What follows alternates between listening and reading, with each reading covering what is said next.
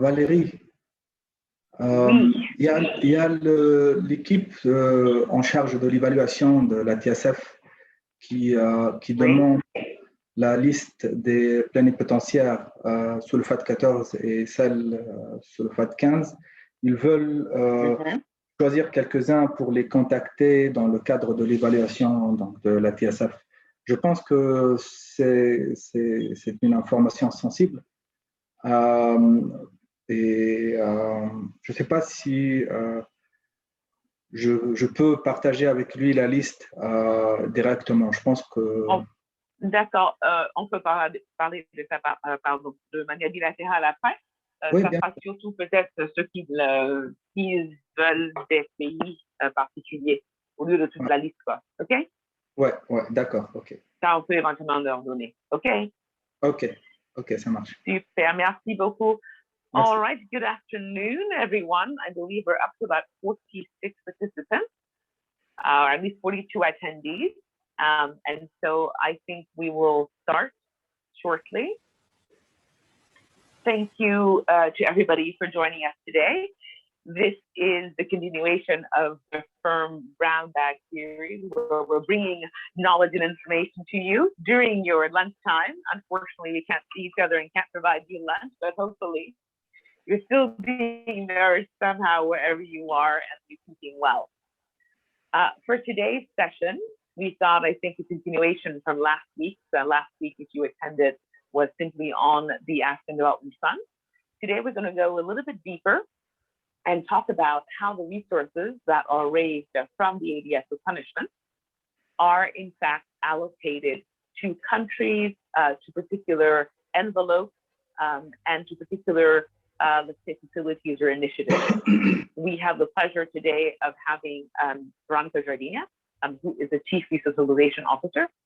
Alongside her, we've got Malik Safi, who is sorry, I've got a question or something about the line being not great. So we've had of late some issues with connection, even this morning on a call. So let me maybe try and stop the video and see if that will help a little bit. And we also have Malik Safi, who is within the team, sort of the guru of the resource allocation in terms of country allocations, what we call the PBA, the performance-based allocation. And so both of them will be with you today. I'm going to beg off after this short introduction and leave you in their very able hands. As usual, we count on you for your attention. We also are available after the fact for any particular questions that may not have been answered. And yes, the presentation will be shared with you after today. So thanks very much to everybody.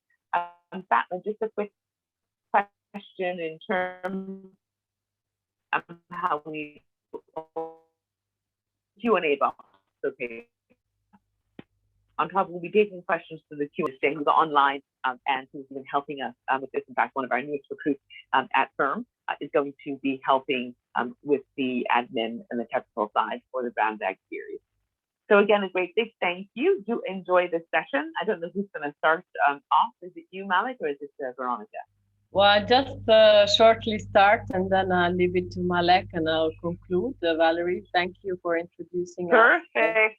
Thank you very much, guys. Okay, have a great session. Bye-bye. Okay, thank you so much. Bye-bye. Thanks. Bye. I've been muted. Okay, sorry.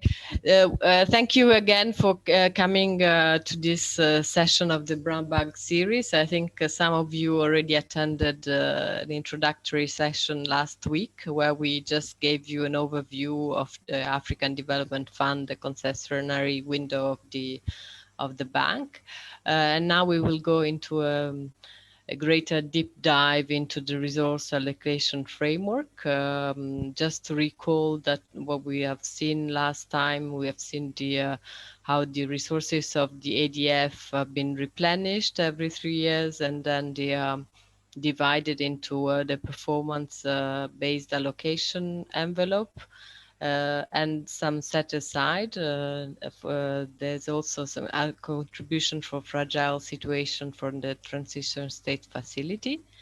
Then we have the regional operations envelope, and then we'll talk about the private sector enhancement facility that is a way for the ADF to intervene on private sector for ADF countries.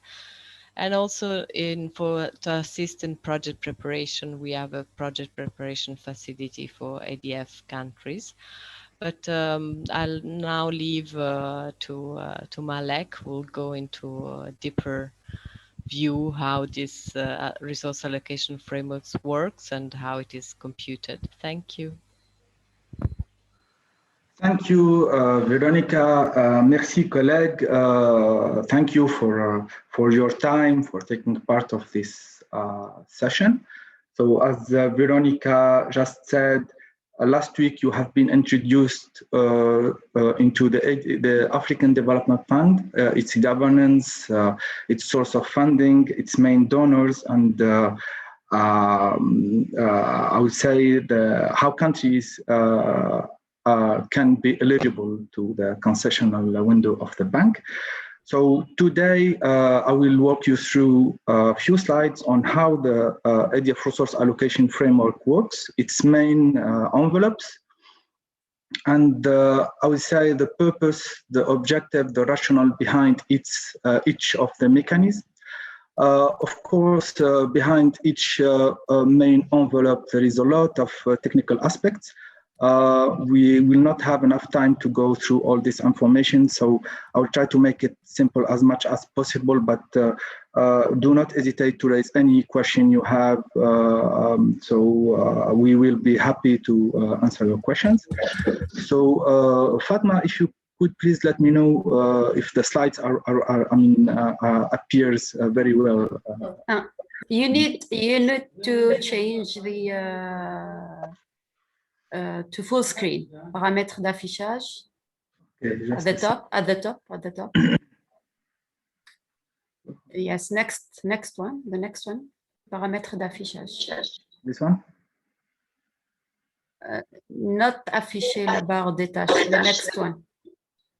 Yes, and click on it.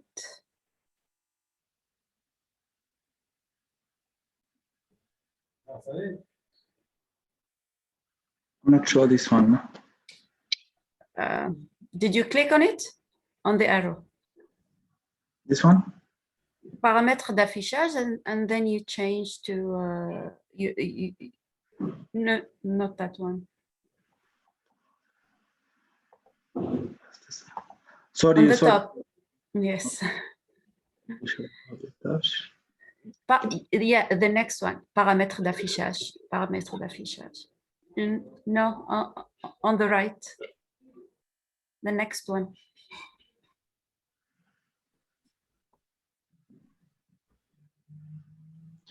Ici, afficher la barre des tâches, après paramètres d'affichage et fin du diaporama. Il faut cliquer sur paramètres d'affichage, le deuxième dans le menu.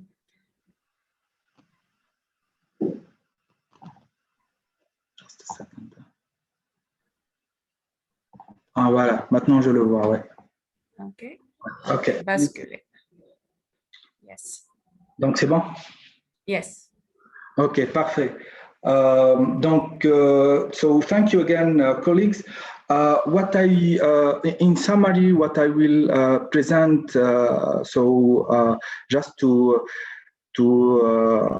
give you the outline. So I will start with an overall description, definition of resource allocation frameworks, how it works in the bank, but also in other sister institutions.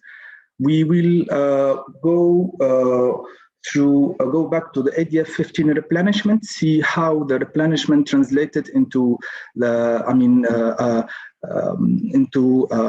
the exact amount of available resources, which in turn has been splitted and allocated to the various envelopes. Then we will go through the three main envelopes: the performance-based allocation, the regional operations envelope, and the transition support facility. And then we will finish by giving you an idea on the risk mitigation instruments offered by the ADF.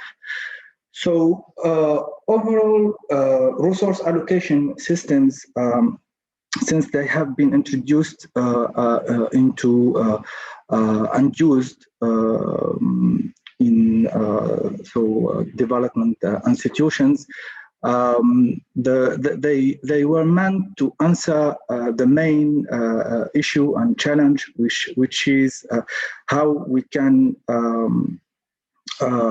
find the right balance between country performances and country needs. So resource allocation systems, overall aimed to reward well-performing countries, but also to understand and respond to the needs of those countries. there was a broad agreement among MDBs that resource allocation systems should be, so there was a list of guiding principles which have been set at the beginning and still to be respected until now. So in addition to the strong alignment and strong alignment of resource allocation systems among MDBs. So the broad agreement was that resource allocation system should be transparent, should be simple, easy to understand from both sides, I mean the recipients, but also donors. They should be based on reliable and verified data. And most importantly, they should ensure predictability of aid. So overall, this is the purpose, the main purpose of resource allocation systems. And of course, from the resource side, the framework of allocating resources is meant to deliver on the mandate and the strategic priority of each institution. So this is the main objective, the main goal of resource allocation systems. So before I go before I go to the ADF-15 replenishment, just a reminder of the eligibility and countries that are currently eligible to ADF. So as you can see, we have mainly three country categories. Under category A, which include all ADF-only countries, we have two subcategories: ADF-only regular and advanced countries, but also ADF-only gaps. And the gaps countries are those countries which are not creditworthy, but where the income, the GNI per capita, as determined, is above the operational cutoff, which is computed and determined by IDA each year. So those countries are considered as high income, but which are not yet creditworthy to receive ADB and non-concessional financing broadly. And again, category B, which include blend countries, those countries which are creditworthy to receive non-concessional financing, but where the income, the GNI per capita is still, below the operational cutoff of IDA. So at the African Development Bank, we have 5 blend countries: Cameroon, Cote d'Ivoire, Kenya, Senegal, and Zambia. The most recent graduation was for Senegal and Cameroon. So and Cote d'Ivoire. So Cote d'Ivoire graduated to blend countries last year, actually in 2019, end of 2019. And Senegal was graduated to blend country in 2018. So as you can see, where some countries are flagged with the orange square, so those countries are also eligible to the transition support facility. They are assessed as the fragile situations at the beginning of the cycle. So in addition to the regular ADF resources through the performance-based allocations and the regional envelope, those countries have access to the transition support facilities through its 3 main pillars.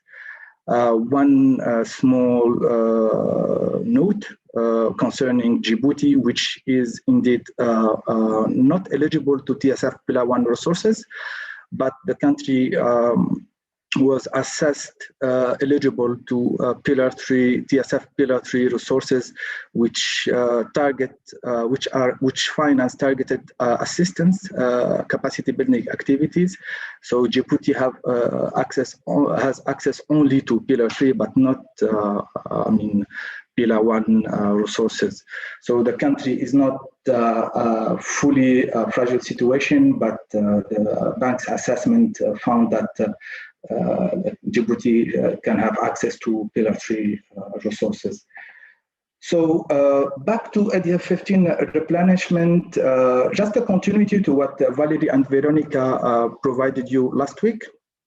So within the 28% increase of ADF-15 replenishment as compared to ADF-14, so the 28% increase translates into a 21% increase in donor contributions, grant contributions, 62% increase of the advanced commitment capacity of the fund, meaning the commitment capacity, the liquidity of the fund, which is quite important. So 62% is quite important. Also 28% increase in the resource available, the real resource available for commitment, meaning meaning that these are the resources which are net from net of contingencies and all the set-asides meant to cover any risks related to exchange rates in the future. So 28% increase in the resource available has had a strong impact on the envelopes. We will see it later. And finally, a 22% increase in the PBA envelope, which is quite considerable. So ADF-15 replenishment was a success. It was a big achievement to the bank. And yeah, so and its impact, I mean, the impacts on the envelope have been quite significant. We'll see it later. Now, overall, I think Valerie and Veronica also showed you this slide last week. So the overall structure of the ADF resource allocation frameworks is composed of three key and main envelopes, as you can see: the performance-based allocation, the regional operations, and transition support facility. In addition to the main envelopes, three risk mitigation instruments are also offered by the ADF, in addition to the project preparation facility, which is a key instrument. As you know, my colleague O'Neill Rane handled the PPF, and lastly, recently during ADF-15 replenishment, the PPF has been replenished through 75 additional millions.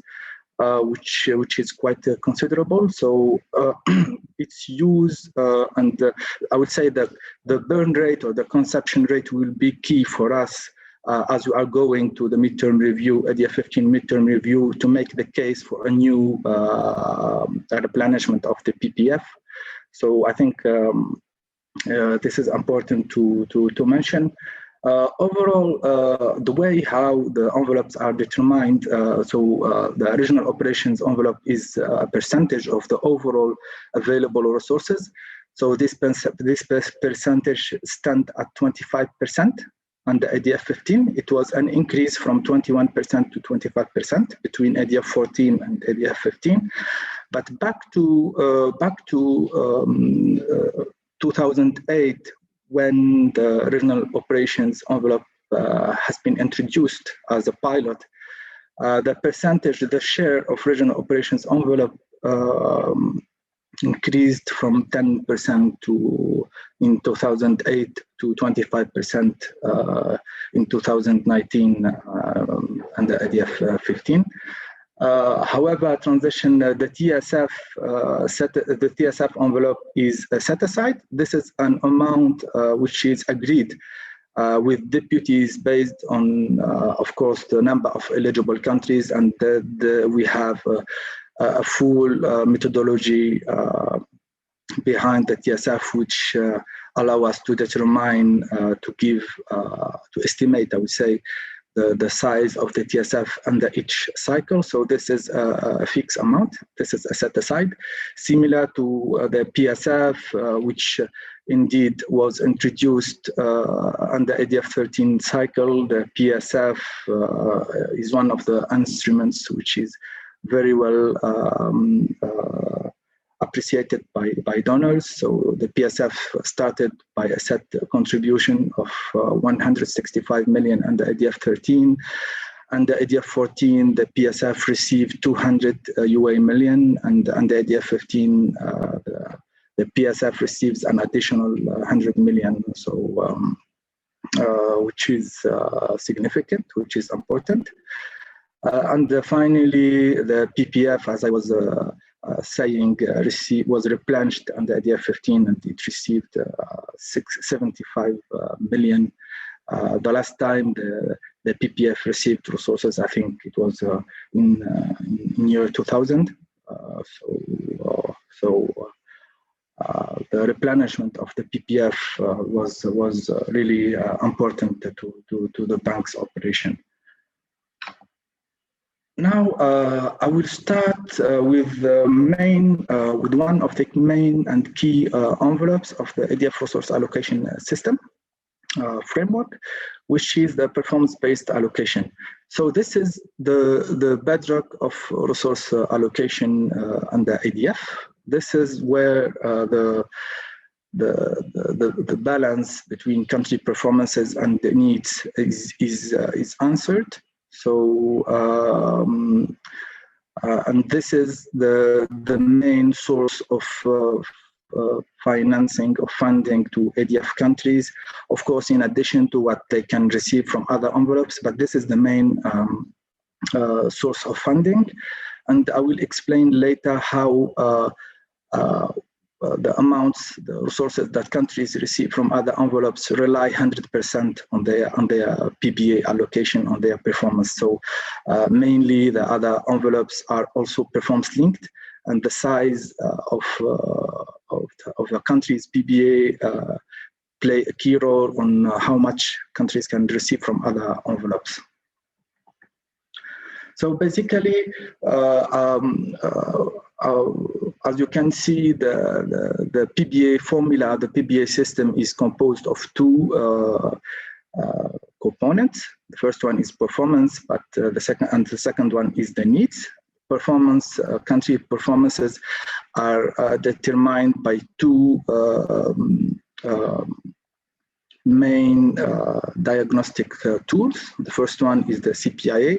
I assume that all of you know the country policy and institutional assessment. So it's a diagnostic tool, an old diagnostic tool, which is used also by the World Bank, the Asian Development Bank, and most of the sister multilateral development banks. So each institution has its own CPIA, its own diagnostic tool. It focuses on the CPIA focus on 5 main areas or clusters. As you can see, it covers the economic management, structural policies, social inclusion, governance, which is very important as part of the PBA formula. And finally, infrastructure and regional integration. So this cluster has been introduced to the CPIA questionnaire and the ADF-13, in addition to the Africa Infrastructure Development Index, which is purely bank's product. It is developed and computed by the Statistics Department of the bank. So this is the CPIA. The CPIA, since ADF-14, the CPIA became, a biennial exercise. So it is conducted once every 2 years. But before that, it was conducted every year. So this year, as an exception, due to the COVID-19 impact, mainly on the African economies, so firm suggested to conduct a new CPIA. Because last year, actually, we already did the 2020 CPIA. This year, we will conduct a new CPIA by the end of this year, at least to make sure that all these developments impact due to the COVID-19 crisis are reflected into country CPIA scores, which of course will have a direct impact on their PBA allocation later in 2022. And later, and the ADF-16 cycle also. So the second component is the portfolio performance assessment. This is this is an assessment which is conducted fully by firm in collaboration, of course, with the regional directorates and the country offices. To make it simple, portfolio performance project portfolio assessment represents or give us kind of scores which translate the number of projects which are rated as problematic. It's the ratio of the number of problematic projects and the overall size of a country portfolio. It includes not only sovereign operations or those that were financed by the ADF, but also private sector operations and ADB sovereign operations for blend countries or transitioning countries which have access to ADB. So it is an overall assessment of each country portfolio, and the more problematic projects are rated within a country portfolio, the less score, PPA score a country receive. And experience showed us that PPA scores are key. I mean, their impact on the PPA is huge, and of course, depending on the size of each country portfolio, but just to say that it is quite important. Now, on the need side, this is the standard metrics which are used by all other MDBs, mainly the population size, and then the GNI per capita, the revenue per capita. So these two indicators are used overall by all MDBs. The difference of the African Development Bank is the IDI, which has been introduced under ADF-13, and which translates actually the comparative advantage of the fund and the bank in terms of regional integration, and it is considered as one of the metrics which translate some country needs, in particular those which are in fragile situations. Now, I will walk you through the steps which we follow each year when we compute PBA allocations. So the PBA process is a three-step process. We start by applying the formula we apply the formula on the PBA, the yearly PBA envelope. Then, we ensure that none of the countries, the eligible countries, receive more than 10% of the envelope, the yearly envelope. So we make the right balancing, and then as per the ADF operational guidelines, countries in category B and those which are transitioning to ADB are subject of a discount. So blend countries are subject of a 50% discount on their basic allocation. And then transitioning countries, of course, are subject of a discount which is determined as per the transition framework agreed between the bank and the country. So usually transition periods depending on the country, can be whether 3 or 5 years, and according to the length of transition, so discounts are applied each year. Now, on the second step, after computing the basic allocation, we do apply the IMF World Bank Debt Sustainability Framework, which classify countries in 3 categories: those which are at high risk of debt distress, moderate risk, and the low risk. So based on the category or the classification of the DSA, the DSF, the mix or the form of the financing is determined. So those countries which are at low risk receives 100% of loans. Received a PBA, which is 100% in the form of loans.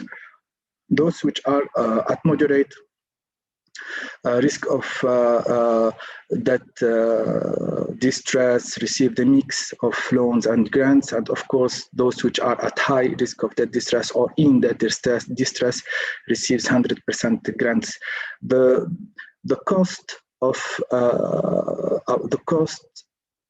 being at moderate or high risk of debt distress is a 20% discount on the grant portion, which is in which on the ADF-15 period, at least, 12.6% are discounted and considered as administrative charges. So this share represents a big part of the bank staff salary and administrative costs. And the second portion, which is under ADF-15, again, 7.4%. So this portion is called the incentives-related portion. So it is a small set-aside which is reallocated within the process of PBA computation, reallocated to countries only countries which have improved their macroeconomic management as measured by the CPIA cluster A.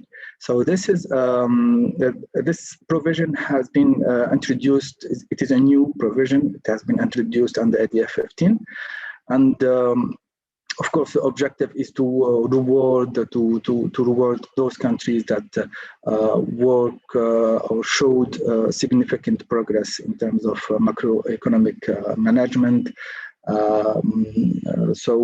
Overall, this is step 2. Of course, do not hesitate should you have any questions. We'll answer them later. And then the final step consists on the MDRI netting out and a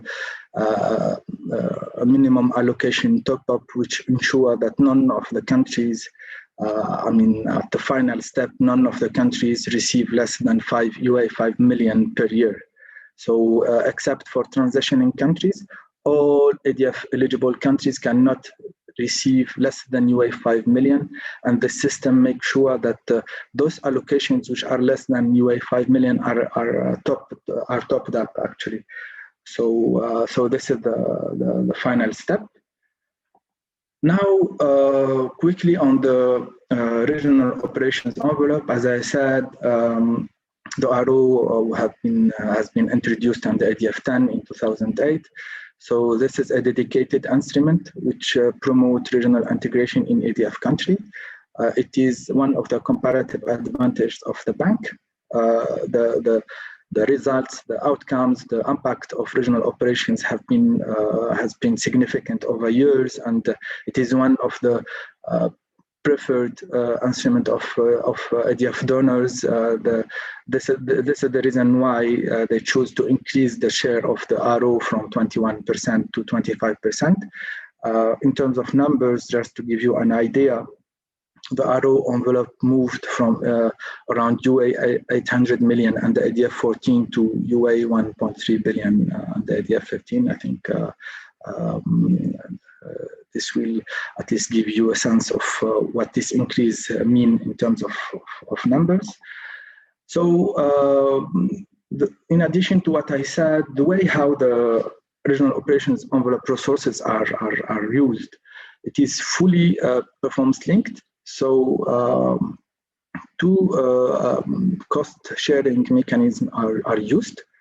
So a priority or privilege is given to transition states, which are allowed to leverage up to 1.5, a ratio of 1.5 of what they contributed from their PBA or TSF allocation.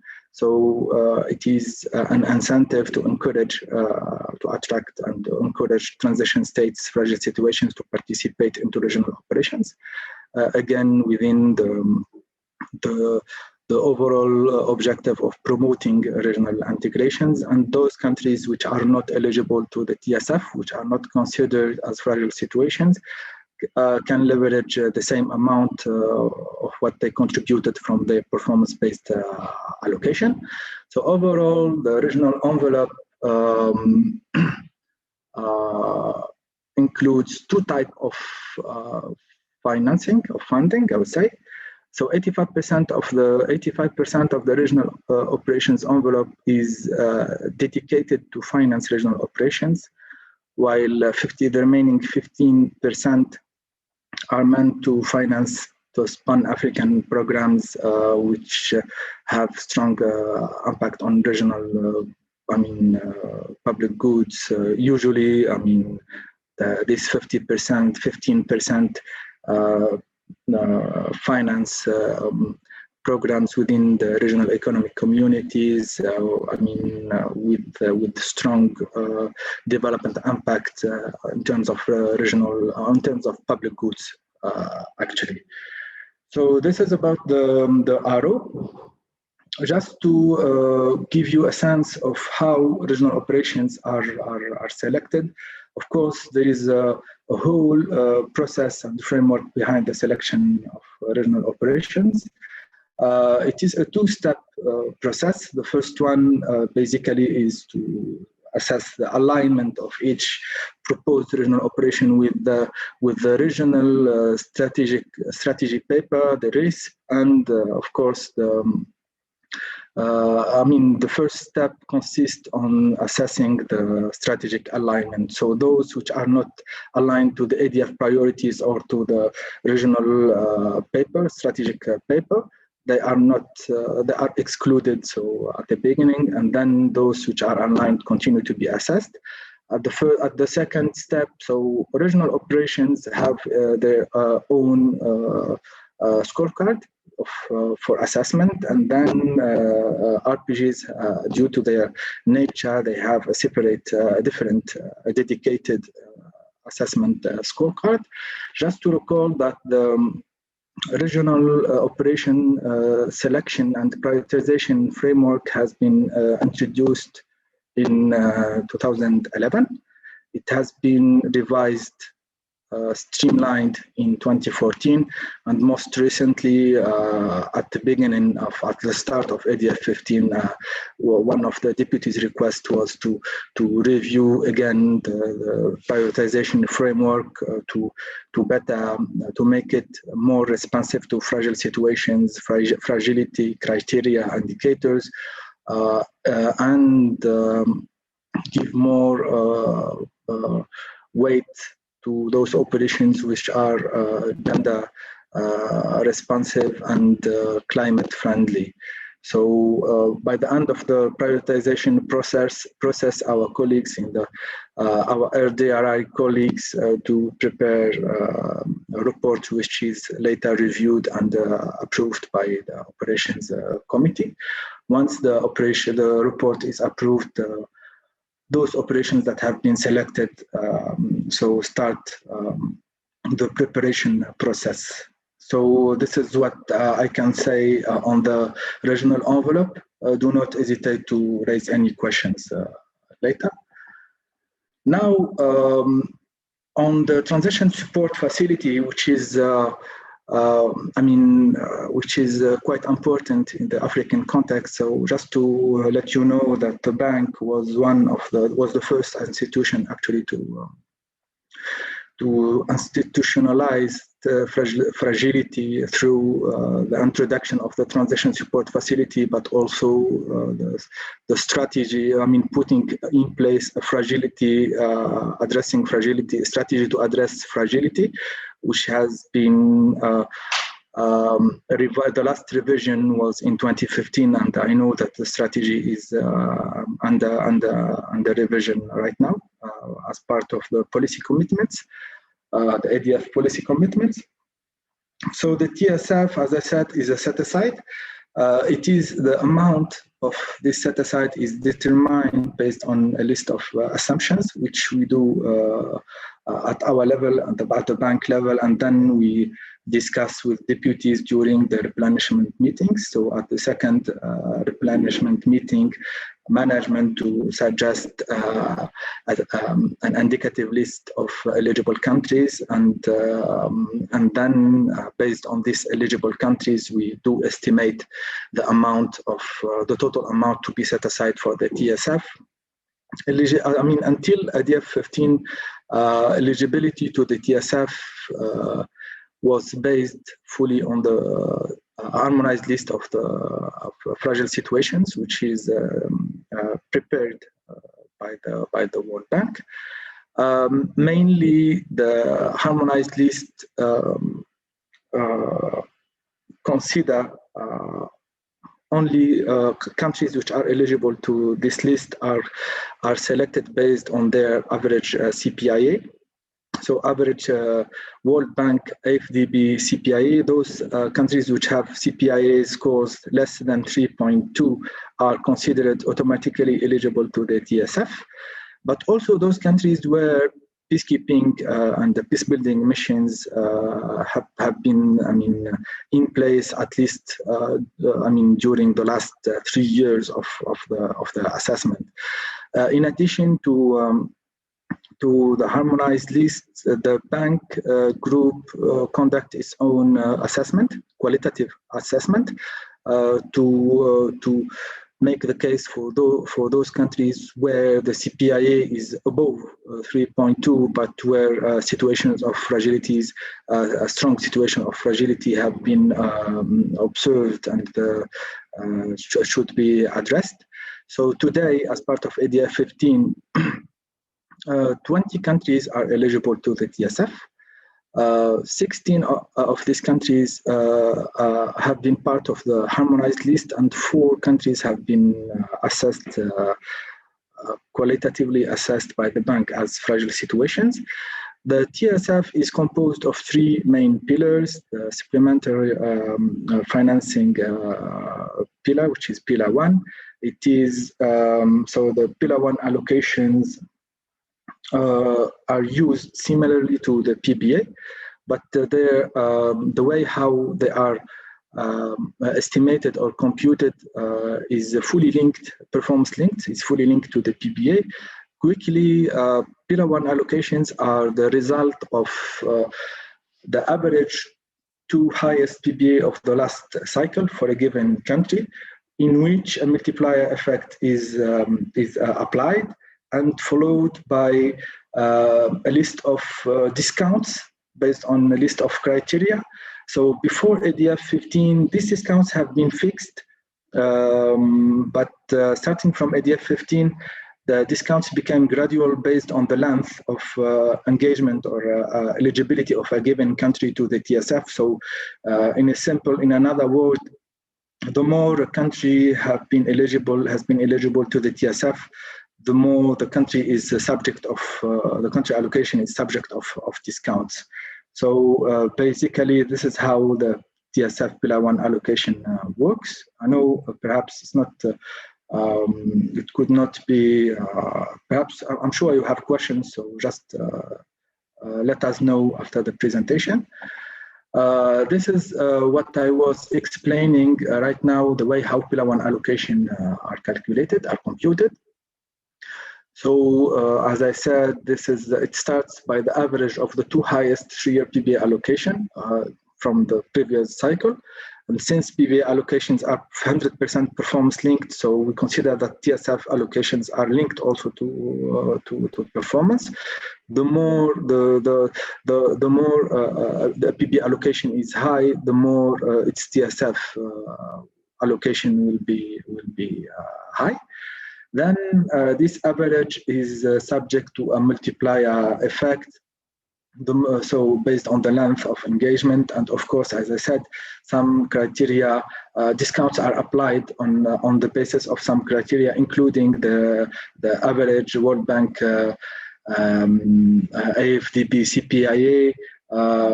Of course, for those countries where the CPIA is above 3.2, this is, the higher is the CPIA, the higher is the discount. And of course, the revenue per capita and the length of engagement in terms of years, not in terms of cycles. In the other side, in addition to the regular country allocations, TSF Pillar 1 country allocations, the system put aside 15% of the agreed envelope with deputies. These 50% are called unallocated reserves. They are meant to to answer the banks and interventions, or to support, to finance banks interventions when sudden or extraordinary events happens, like I mean, what happened with the Ebola crisis at that time in 2014, but also the drought crisis in the Horn of Africa, and then most recently the IDI cyclone in South Africa, and then Southern Africa, Mozambique, Zimbabwe, and Malawi. So the reserves have been a key tool which allowed the bank to provide fast-track support answers, so interventions to those areas where the regular bank operations process could not be faster, actually. So this is about the TSF. Now on the risk mitigation instrument, as I said, the ADF offers so 3 types of risk mitigation instruments. 2 of them are guarantees: the partial risk guarantee and the partial credit guarantee. And then the PSF, I think that all of us know very well the PSF and its importance. Both PRGs and PCGs, PRGs have been, both PRGs and PCGs have been introduced under the ADF-15 replenishment. The way how they work, so 25% of each proposed guarantee is covered by the country's performance-based allocation, or the TSF Pillar 1 allocation for those countries which are eligible to the TSF. And the remaining 75% are kept within the fund's liquidity, are kept aside within the fund's liquidity to cover any default, actually. So from the ADF side, this is how these 2 guarantees work.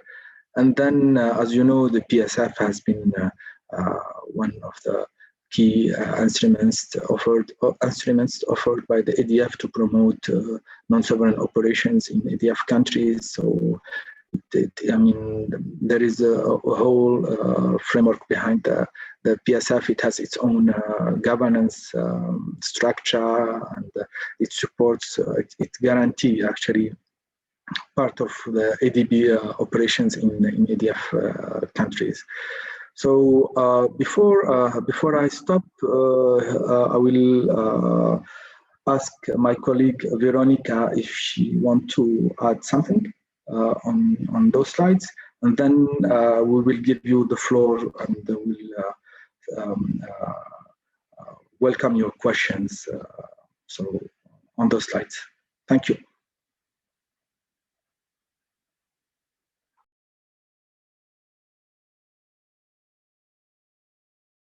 Sorry, I was muted.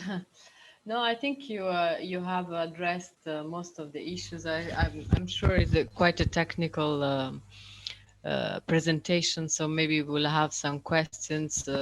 Just to finalize, we said we had introduced the partial risk guarantee and the partial credit guarantee to support ADF operations, and also the PSF, which was the private sector credit enhancement facility, to enable ADF have more projects in the private sector in low-income countries, because there were issues to be able to intervene in this kind of countries. But I think at this stage I would rather hear from the participants if they have specific questions that we can address. And of course, these are just a part of an ongoing conversations. We will share relevant documents if need be. Recordings of the past session are available. Fatma will share it with all of you, as well as the PowerPoint. And we are always here to answer to questions if you need to have more in-depth discussions. Thank you.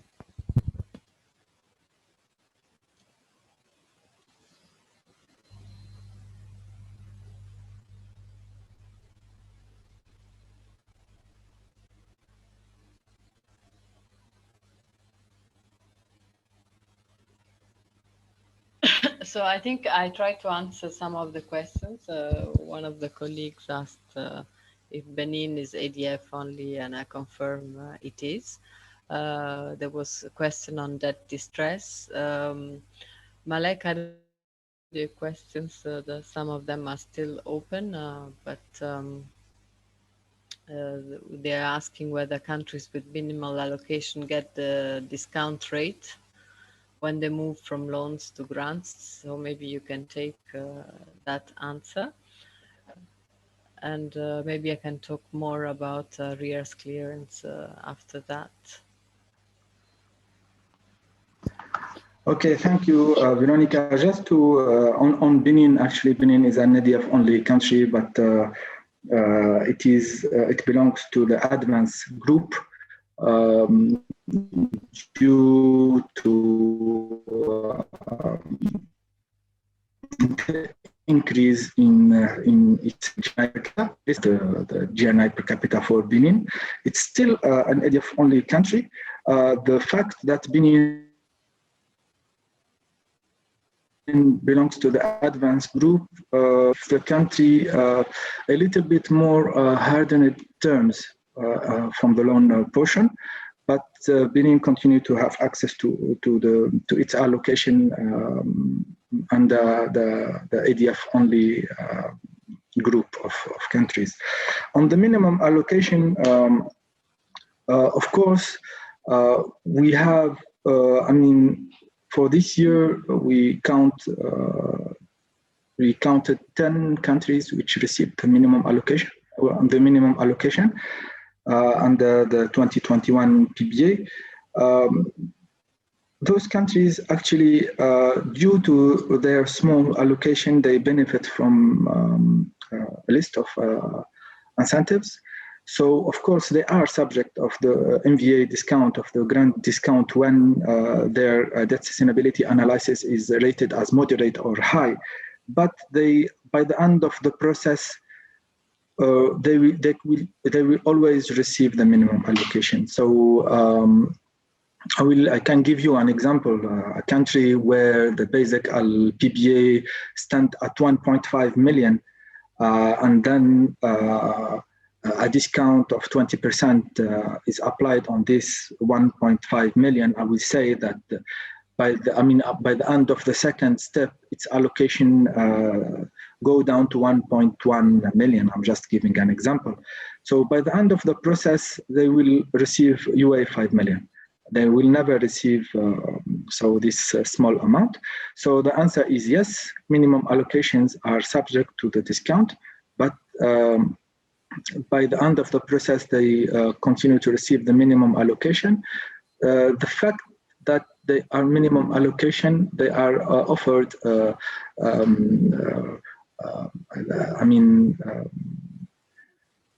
special. They are treated specially, and when they access the regional envelope, where these countries are.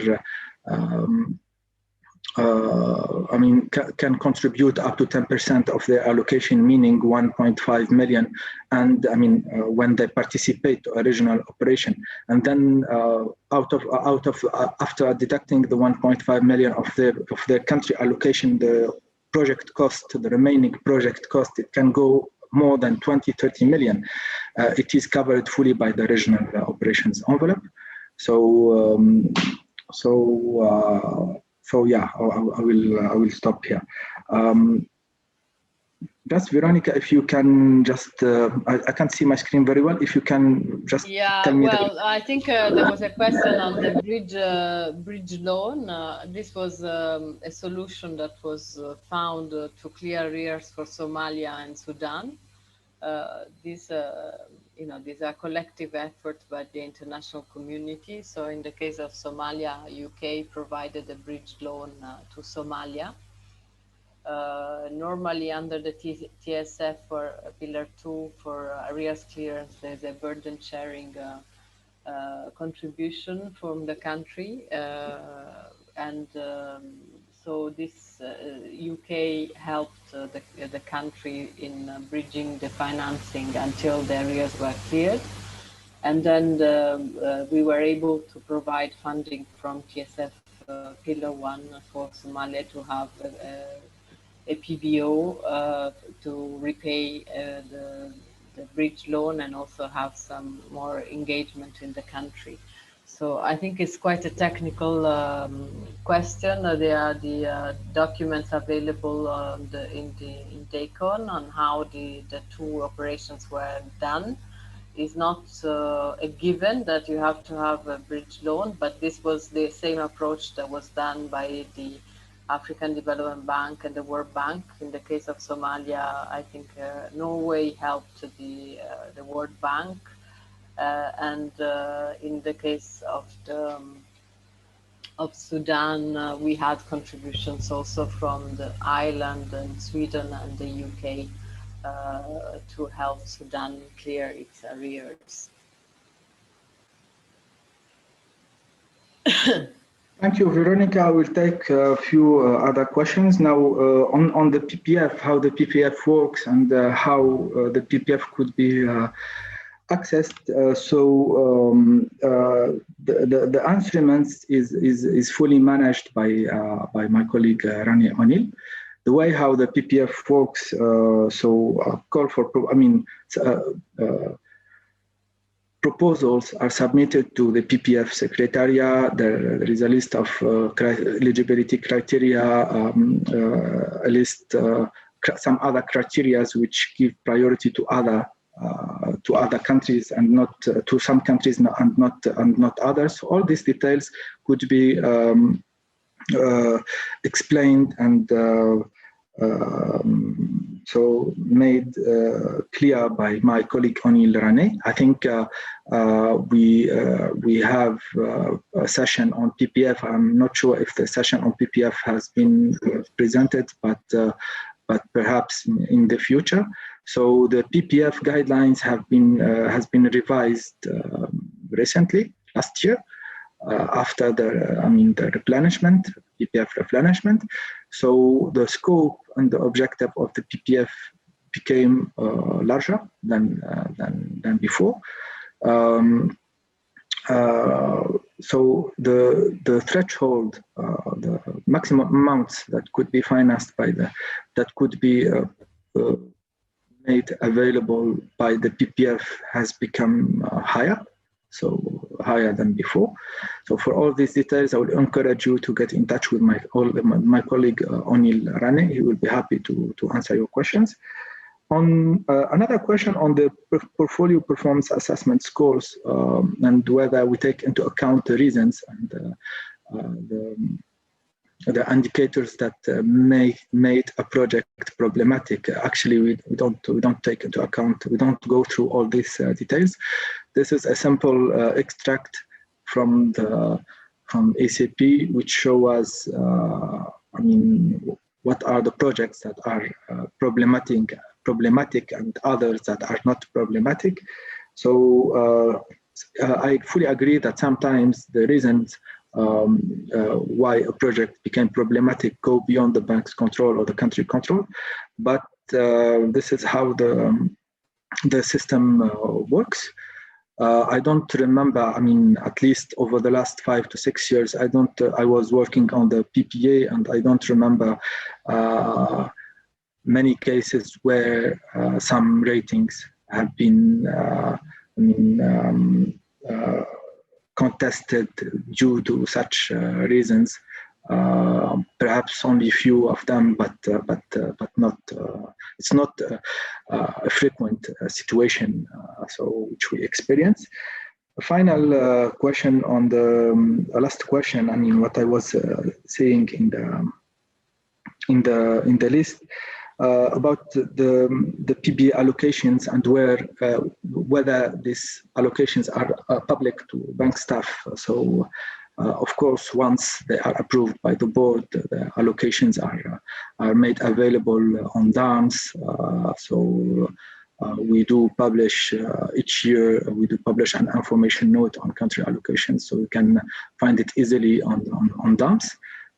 So you can find the last one for 2021, but also those allocations that have been provided and approved in the past. So this is on PBA. So perhaps Veronica, if you can see any other questions. I think I see, well, an anonymous question on whether how we allocate ADF replenishment vis-a-vis the different priorities. Well, there's not really an allocation per se by priority, but we agree with deputies on the strategic priorities of the African Development Fund, each replenishment. Last replenishment, we were asked to be quite selective. So we have two main pillars, one around quality infrastructure and the other one around governance, creating jobs and sustainability, sustainable development. The allocation of resources is mainly done through also what is the IOP. So the RDVP complex provides us the indicative pipeline for the coming years. So there's not per se an allocation by and distribution by sector, but the distribution is determined from what are the requests from the ground, and we give a prospective distribution to deputies how the resources will be allocated. Of course, throughout the cycle, things change, and especially in ADF-15, there were many changes due to the COVID crisis. So we had, for example, to have a major shift in PBOs during the first year of the ADF. Normally, the PBOs are spread throughout the cycle, but we got a special waiver on flexibility on using PBOs for the COVID crisis. So 25% of the PBA allocations can be allocated to PBO operations, and all these were mostly already allocated last year and some this year. There were some issues around liquidity for the disbursements. So disbursements were distributed throughout the cycle, but normally the allocations of resources are done by complexes, as well as the policy commitments and engagement the bank has vis-a-vis donors on how we use these resources. Maybe just to recall that there are several issues that the donors are still looking at the fund, you know, how it works in fragility settings. As currently we have 20 countries that are classified as fragile, how we address climate change and renewable energy in the continent, how we look at gender as a cross-cutting issue and mainstreaming in all our operations, how we do look at regional integration, creating jobs. So there are several priorities we have to address. Of course, these priorities emanate from the TYS or any strategy the bank will develop, and the high fives. And of course, there's quite an important look at what is the debt situation in African countries. So probably next conversations will also highlight how the bank is working in cases of debt distress. We have introduced in the ADF-15 a dynamic DSA approach that we did not have in previous cycles to be able to better respond to countries that enter in unexpected debt distress crisis throughout the cycle, so they are able to convert their loans into grants. So there are several innovations that have been introduced in the ADF at the request of deputies or based on the needs of the regional member countries throughout the cycle. Thank you, Veronica. Just to complement your answer, actually, the way how resources are allocated, I mean, is different. Just to make it simple, we don't allocate resources based on a share of each priority sector. So what we do, we allocate resources based on country performances, their needs. This is from the resource side. from the strategic side or the operational side, the way how operations are identified at the ground and prepared and submitted. So those operations that are fully aligned with ADF priorities are prioritized. And then prepared and submitted for board approval. Those which are not strongly aligned or which are not aligned at all, I mean, they remain at the pipeline and until the sectors became a priority. So so yeah, in terms of strategic alignment, all the work is done in the ground at the level of at the identification and appraisal stage. So the way, just to give an example, how, I mean, moving from the strategic priorities of ADF-13 to those of ADF-15, if you look at the projects, the way how projects have been selected and identified, you will see that by the end of the day, those operations that have been approved by the board are fully aligned. I mean, overall, they are fully aligned with the fund's priority. So I just wanted to complement your answer, Veronica. I've seen a question on ADB countries. Actually, the bank group credit policy, I mean, it's the same. We choose to show you only, I mean, as part of this presentation, only the group of countries which are eligible to EDF. So ADB countries, as you know, we have 17 ADB countries out of the 54 RMCs.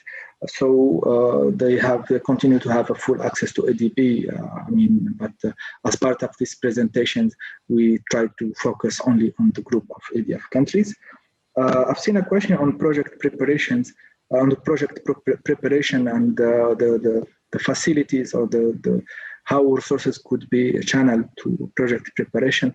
So in addition to the PPF, the project preparation facility, just I think it is important to recall that countries, I mean, based on their request, they have the full flexibility to use their performance-based allocation or TSF-1 allocation to finance project preparation. So they have the full flexibility to use those resources for project preparation. Without, I mean, not necessarily they have to go through the PPF. So they have the choice. But usually ADF countries don't prefer to, they don't have a preference to use their PPA for project preparation. They have a preference to perhaps to finance other type of operations. A final question on PSF. So as far as I know, the PSF is separate from the country headrooms. But as my colleague Fatma said, by the end of this month, perhaps next month, we will have a full session on PSF in addition to the PPF. So I will encourage you and invite you to take part of these presentations. They will, I mean, my colleagues will provide you with all the details you need to know concerning these two instruments. Yeah, so just to complement exactly, Malek, I think we better not go into too many details on the PSF. This is a separate entity, but of course, when PSF comes to cover an operation, the ADB is always the lender of record and holds at least 1/3 of each NSO at entry. And then there's some risk transfer to the PSF, but of course, this risk transfer is assessed in tandem with the task managers and throughout the cycle, and PSF chooses where to invest. And the only mandate the ADF has given to PSF is to try to diversify the portfolio and cover more fragile countries as possible. And there's, I think, a question from Felisberto on CPIA. I think the CPIA process is coordinated with firm, but it's an ECPVP process. Each country economist actually does the CPIA note for its own country. There's an online platform where you can access the data for the latest CPIA that was conducted. If you have any issues, I think Malek can help you in accessing the latest notes on the country you are interested in. But these CPA notes are just internal to the bank and cannot be disclosed to the public. But of course, are underlining factor for us to be able to calculate the PBA allocation and the situation of the country. Normally, CPAs are taken every 2 years. We may have an exceptional year, but we are still contacting DGs and DDGCs to see whether we will have an extraordinary CPAA this year due to the debt situation of certain countries and the changes that this may entail. But I think there's a complete transparency. You can see all the CPA, the extract the data, and I think Malek who can help you bilaterally if need be. Thank you. Yeah, thank you, Veronica. I just want to go back quickly on the CPIA. So, yeah, so the 2020 CPIA has been finalized. Scores have been validated and used as part of the 2021 performance-based allocation. We had few issues on the platform. I mean, shortly we will upload the agreed score, the validated scores for 2020 in the platform. So the focal points and I mean colleagues who have access to who has granted access to the platform will easily see the breakdown and the final assessment in addition to the notes. One important point, as you said, CPIA country notes or CPIA notes are an internal data, internal information. They are considered as a confidential information, in particular for ADB countries. But not only ADB countries, all the assessments are confidential information. So, I mean, colleagues who have access to the information are whether country economists who worked on the draft, or I mean, the ACBP colleagues. But this information is not public at all. And could not be made available for in a public manner. Just wanted to highlight this. I see that Simone asked questions on the guarantees and how they work. So yeah, Malek, if we want, well, of course you can have more details, and you can also contact FIST who manages some of the guarantees. Yes. But PRG and PCGs were conceived also to leverage private sector financing and in ADF countries, including countries with fragility situations. And they can incentivize the governments to have also policy and fiscal reforms to mitigate some political risks. The rules for PRGs and PCGs are similar. So for each guarantee issued, 25% of the face value of the guarantee amount is deducted from the beneficiary country's PBA or from the TSF in case of transition states. So this rule applies for both PRGs and PCGs. I understand that FIST is undergoing some slight changes into the guidelines for the guarantees, but there won't be great changes for what concerns ADF, to my understanding, but we will see the conversation with the board, how it goes. Thank you, Veronica. I'm not sure some of the questions have been raised. I see one question on debt distress, whether it is overall debt distress or external debt distress. So what we use, like the World Bank and the Asian Development Bank and the IFAD, we only focus on the external debt distress side. So this is what we use. This is what the IMF publish periodically. I mean, the list of, the latest ratings or the latest assessment based on external debt. I've seen another question on the incentive mechanism for fragile countries to engage in regional operation. So fragile situation countries or transition states are allowed to leverage more resources than countries which are not in fragile situation. So if for transition states or fragile situations, for each $1 or 1 UA contributed from the own country allocation, they can receive up to $1.5 from the regional envelope. However, for those countries which are not fragile situations, for each $1 they receive $1 from the regional envelope. So it's a ratio of 1.5. So this is the main incentive offered to transition states for them to participate and be involved in regional operations. I think. Yeah, I think we have answered most of the questions, but of course we are always available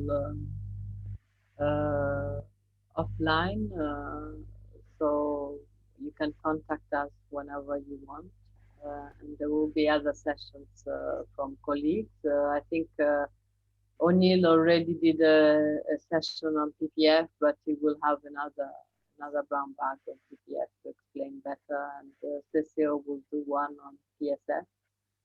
So this is an ongoing conversation. Of course, we don't have the capacity maybe to answer fully to all your questions, and sorry if this was not possible, but we try to do as much as possible. It's a very technical issue, but I also alert you. You can look in the arms for the ADF-15 operational guidelines, which is a great information for each task manager. There is also the regional operations guidelines and the prioritization guidelines that you can access and look at. There's the guarantee policy that is being reviewed, but it is still accessible. And the PBA for 2020 and 2021 also were disclosed. And of course, these are confidential information, but each one of you involved in working on a country should have access already to this documentation. In case there are any issues, you can contact me or Malek or any other colleague in Firm 1 for more details. Yeah, thank you very much, Veronica. As you said, we are fully available to answer your question bilaterally, in a bilateral manner. I mean, do not hesitate to write to me or to call me, or I mean, at any time. One other point, I think I should inform you that as part of our work program, we are planning to conduct 2 regional workshops next month, July. So the first one will be in French, the second one will be in English. So we will send you the invitation. I mean, it will be the invitation will be shared as soon as possible. And as part of these workshops, we do go through all the technical aspects. And I mean, for a better understanding, we choose an example. I mean, and we work you through the whole process from the start until the end, just and then we show you all the exceptions that could happen and what should be used as part of the policy dialogue with governments, with authorities. And I would say the key drivers that should be used as part of the policy dialogue and which have a direct impact on the size of allocation, ADF allocation from the various envelopes. So, yeah, and I think just for information, I see that O'Neill, our colleague, is online in the chat, and he says that the next session for the PPF will be on June 22nd. So write this down in your calendar. It will be interesting for you to learn about PPF. This is a capacity possibilities for you to prepare projects, of course, is not the only way to prepare projects.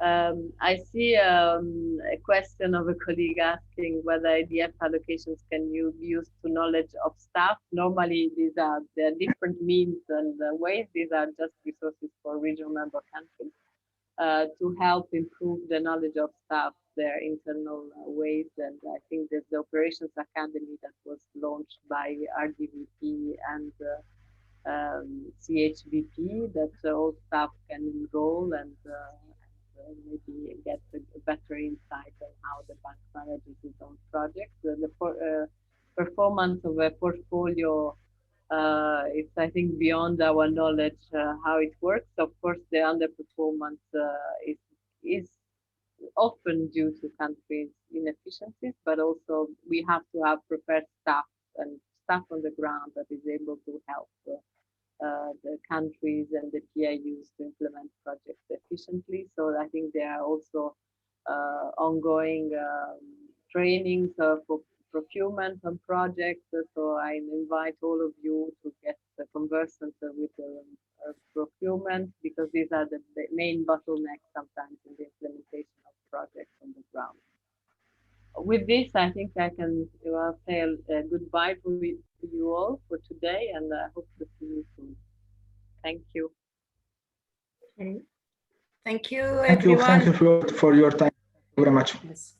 And just as a reminder, so we will share with you today's recording and the link from the last one about ADF and the presentation. And we will see you soon, the coming 3 weeks. So the first one will be PPF, the second one on PSF, and the third one on TSF. Thank you. Bye. Bye. Thank you.